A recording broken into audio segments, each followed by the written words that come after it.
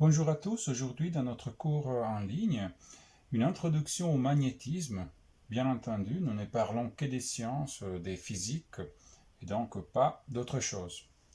Alors, les termes magnétisme vient d'une région de la Grèce qui s'appelle le Magnésie, où ils se sont rendus compte pour la première fois qu'il y avait des roches magnétiques qui attiraient des morceaux de fer. En effet, ceux qui se sont rendus compte de ces faits étaient de l'école de Thalès de Milet, qui est le même du théorème de Thalès que vous connaissez en mathématiques. Alors, quelques étapes importantes de l'histoire du magnétisme pour nous. Alors, tout d'abord, en 1819, Ørsted, physicien danois, se rend compte pour la première fois que électricité et magnétisme ne sont pas des phénomènes complètement séparés, parce qu'en effet, avec un générateur des tensions qui provoque un courant électrique, il se rend compte que ce courant électrique interfère avec une boussole par exemple. Donc cela signifie qu'il y a un champ magnétique qui est créé par ce courant électrique. En 1820, Ampère répète en quelque sorte cette expérience, mais d'une manière un peu différente, c'est-à-dire il s'intéresse à la valeur du champ magnétique qui est provoqué par le passage d'un courant I. Donc là, c'est un fil électrique parcouru par un courant I. Et ici, vous voyez les lignes de champ magnétique qu'on va dénoter par la lettre B. Et pour finir, Michael Faraday, en 1831, il se rend compte que si un aimant bouge à l'intérieur d'une bobine, alors des deux côtés du câble qui forme la bobine, il y aura une différence de potentiel électrique qui se crée. C'est-à-dire, un champ magnétique variable provoque une tension électrique.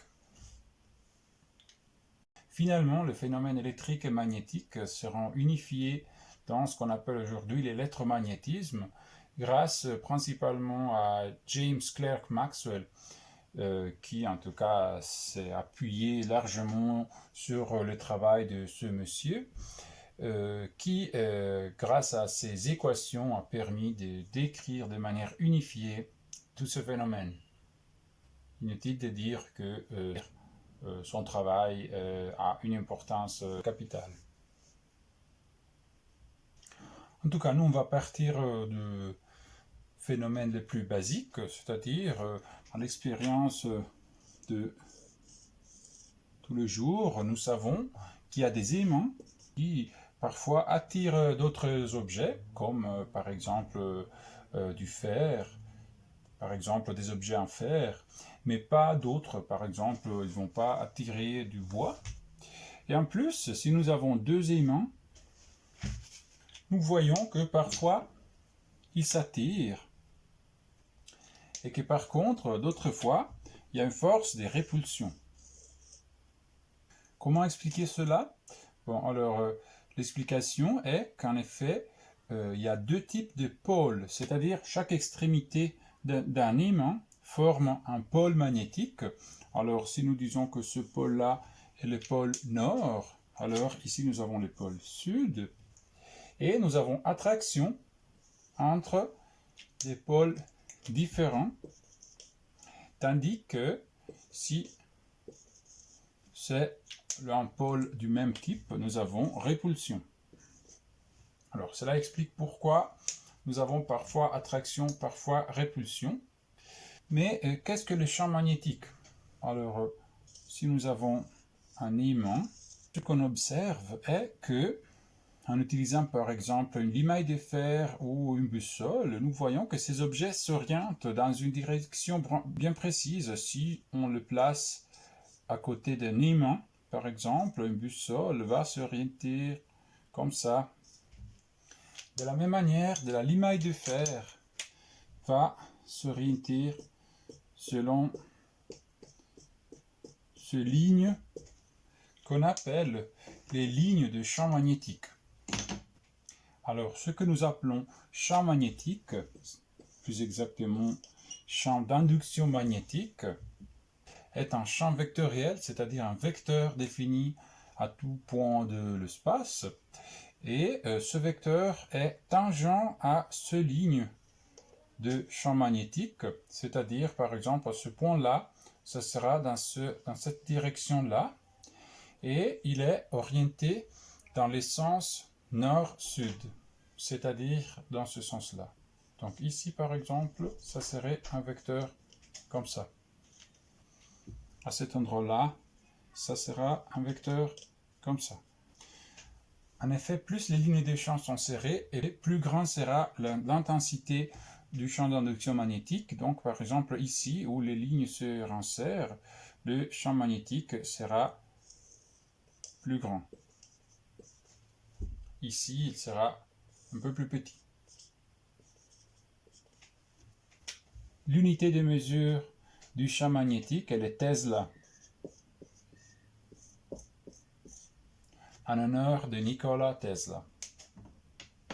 Alors maintenant, vu que nous avons deux types de pôles magnétiques, donc nord-sud, ça ressemble apparemment à ce qu'on a vu dans l'électricité, et comme en électricité nous avons charge positive et négative, et nous avons répulsion dans les cas de charge du même signe, et attraction dans les cas des charges des signes opposés. Donc ça ressemble à ce que nous avons vu concernant le pôle magnétique. Pourtant, il y a une différence importante, c'est-à-dire que il n'est pas possible de séparer les pôles nord et les pôles sud. Tandis que dans les cas des charges électriques, il est bien possible de séparer les charges positives des charges négatives. Pourquoi cela? Bon, on pourrait se dire que nous pouvons couper cet aimant en deux, et comme ça, nous avons séparé les pôles nord du pôle sud, mais en effet, si on fait ça, ce qui se passe, c'est qu'on se retrouve avec deux aimants, mais chacun de ces deux aimants va avoir un pôle nord et un pôle sud. Et on pourrait continuer à partager cet aimant en morceaux de plus en plus petits jusqu'aux atomes, pour découvrir que même au niveau atomique, nous avons encore des pôles nord et des pôles sud que nous ne pouvons pas séparer. Ceci à cause de cette différence entre magnétisme et électricité, que nous n'avons pas un analogue de la force des coulombs pour le magnétisme, et qu'il faut exprimer la force magnétique de manière différente. Mais d'abord, pourquoi est-ce que les aimants attirent par exemple du fer et pas du bois? La raison est qu'il y a des matériaux qui s'appellent des matériaux ferromagnétiques qui ont tendance à renforcer et canaliser les champs d'induction magnétique. La raison est que au niveau microscopique, dans ce matériau, par exemple le fer, chaque atome forme comme un petit aimant, et ces petits aimants ont tendance à s'orienter dans le même sens, et donc nous avons des régions orientées, chaque région dans un certain sens bien spécifié. Et sous l'effet du champ magnétique, ces régions s'orientent dans le même sens. Par exemple, près d'un aimant, nous avons que les différentes régions ont tendance à s'orienter comme des petites bussoles. Et c'est pour ça que ce bloc de fer va se comporter comme un aimant lorsqu'il est placé près d'un aimant. Donc à ce moment-là, on va avoir attraction avec l'aimant qui provoque ce champ magnétique. Si nous arrivons par la suite à bloquer les différentes régions dans cette orientation, nous avons ce qu'on appelle un aimant permanent, c'est-à-dire un objet de ce type-là. En effet, nous pouvons voir ici très bien les liens entre électricité et magnétisme, parce que nous pouvons obtenir cet effet d'orientation dans un morceau des matériels ferromagnétiques, soit en plaçant un aimant près de ce morceau de fer, par exemple, soit avec un courant électrique. C'est ce qu'on appelle un électroaimant. Pour voir cela, il suffit de prendre un aimant et de le placer près d'un bout de fer qui n'est pas magnétisé auparavant. Et nous voyons que les lignes de champ magnétique sont canalisées à l'intérieur de cet objet. Comme ça, nous avons des effets magnétiques même à une distance où on ne les aurait pas avec le petit aimant uniquement. Chose intéressante, nous pouvons obtenir le même effet avec un courant électrique. Pour maximiser l'effet, il faudra passer plusieurs fois autour de l'objet ferromagnétique, c'est-à-dire créer une petite bobine. Nous voyons que lorsqu'il y a un passage de courant, l'objet ferromagnétique se comporte comme un aimant et l'effet disparaît une fois que le courant est coupé. Et si on laissait ce courant circuler pendant suffisamment longtemps, l'objet à l'intérieur de cette bobine aurait tendance à devenir un aimant permanent. Mais finalement, est-ce que nous pouvons parler d'une force liée au champ magnétique? Alors la réponse est oui. Lorsque nous avons un fil électrique de longueur L qui est placé dans un champ d'induction magnétique B et qui est parcouru par un courant I, nous avons ce qu'on appelle la force de la place. F égale I fois L fois B fois le sinus de l'angle formé par le champ magnétique et le fil. Et dans cette formule, le courant est mesuré en ampères, la longueur en mètres, le champ magnétique en Tesla. Pour être précis, c'est-à-dire pour obtenir la direction et l'essence de la force de la place, il faut utiliser le concept de produit vectoriel. C'est-à-dire que la force de la place est donnée par la longueur du fil fois un vecteur courant électrique qui est un vecteur qui a la même direction que les fils électriques, le même sens que le courant, et comme taille de ce vecteur, nous avons le courant en ampères. Et tout ça, on fait produit vectoriel fois les champs d'induction magnétique. À ce moment-là, pour obtenir la direction et l'essence de la force de la place, nous utilisons la règle de la main droite. Par exemple, dans ce cas-là, si le champ magnétique et le fil se trouvent sur le plan du tableau, la force de la place rentre dans le tableau. Et c'est ce qu'on dénote avec cette notation-là.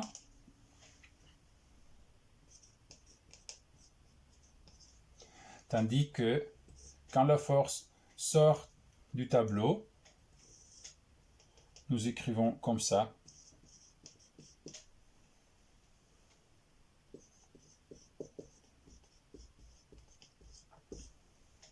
Et la raison est que nous imaginons le vecteur force représenté par une flèche de ce type-là.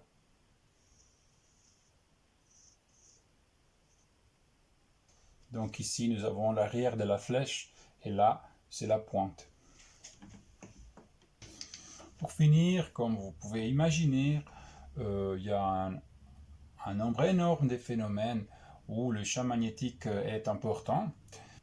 Pour faire un exemple, nous pouvons citer le fait que le champ magnétique terrestre joue un rôle important dans la protection de notre planète des particules chargées qui proviennent du Soleil, donc c'est les vents solaires qui seraient dangereux si on n'avait pas le champ magnétique terrestre qui nous protège en quelque sorte, et cela est lié au phénomène des aurores boréales.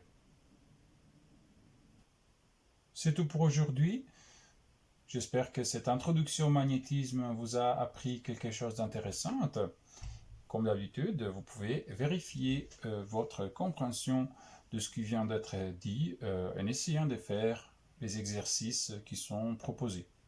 Au revoir et à bientôt.